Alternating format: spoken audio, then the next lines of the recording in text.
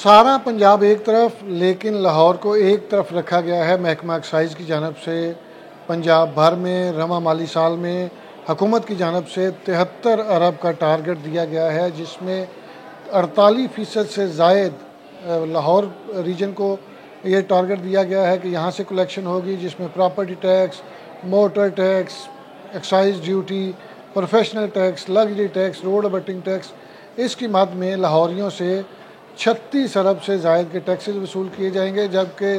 दीगर जो 9 रीजन्स हैं जिसमें फैसलाबाद, मुल्तान, रावलपिंडी, गुजरात, गुजरावाला,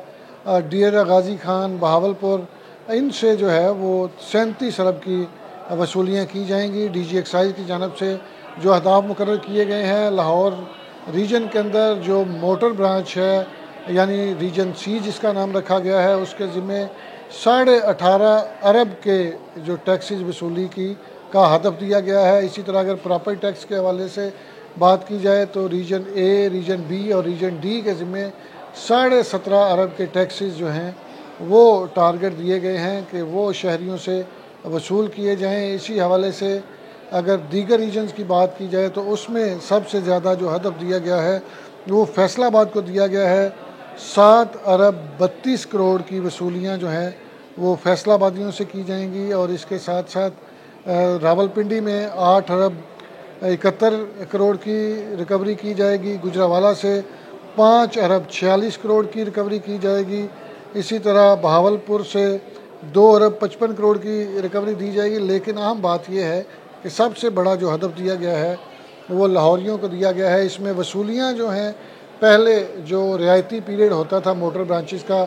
2 माह का और प्रॉपर्टी टैक्स का 3 माह का, जिसमें 5% रियायत दी जाती थी टोकन टैक्स पे और प्रॉपर्टी टैक्स पे, उसमें जो महकमा एक्साइज़ था वो 40 से 45% रिकवरी कर लेता था। लेकिन इस माली साल में प्रॉपर्टी टैक्स में बर वक्त जो चालान जारी नहीं किए जा सके, उसकी बुनियादी वजह यह है कि डीसी रेट पर मुंतकिल किया गया और डीसी टेबल्स ताख़ीर से महकमा एक्साइज़ को मिले, तो इसलिए सिस्टम नया लॉन्च किया गया था। तो इसमें इंटीग्रेशन में भी मसला रहा और चालान की जनरेशन में भी मसला रहा। तो इस चीज़ को मद्देनज़र रखते हुए महकमा एक्साइज़ ने सिर्फ 15% अब तक रिकवरी की है, जिसमें लाहौर की मोटर ब्रांच की बात की जाए तो उसने सबसे ज़्यादा 5 अरब रुपये 2 माह में वसूल करके ख़जाने में जमा करवाए हैं। और अगर सबसे कम रेशो बात की जाए तो वो लाहौर की रीजन ए और रीजन बी है, जिन्होंने सिर्फ टारगेट का 5% हासिल किया है। डीजी एक्साइज़ की जानब से अब डायरेक्शंस दी गई हैं कि तमाम जो मुतल्लिका अफसरान हैं वो चालान्स बर वक्त शहरियों को भिजवाएँ, चूँकि इसमें नए SOPs जारी कर दिए गए हैं कि जिस घर में भी चालान जाएगा वहाँ पे तस्वीर भी दी जाएगी ऐप के ऊपर और वहाँ पे वसूली का बाकायदा एक पिन है वो भी ड्रॉप की जाएगी। तो इसी हवाले से डीजी एक्साइज़ की जानब से अब पंजाब भर में मीटिंग्स का भी आगाज़ कर दिया गया है। डायरेक्शंस भी दी जा रही हैं कि इनकी वसूलियाँ जो हैं वो बर वक्त की जाएँ और इसके बाद जब 3 माह का अरसा गुजरेगा उसके बाद महकमा एक्साइज़ की चलानी बेहतर होगी और इसमें सख्ती के एलिमेंट्स भी शुरू हो जाएंगे और उसके बाद फिर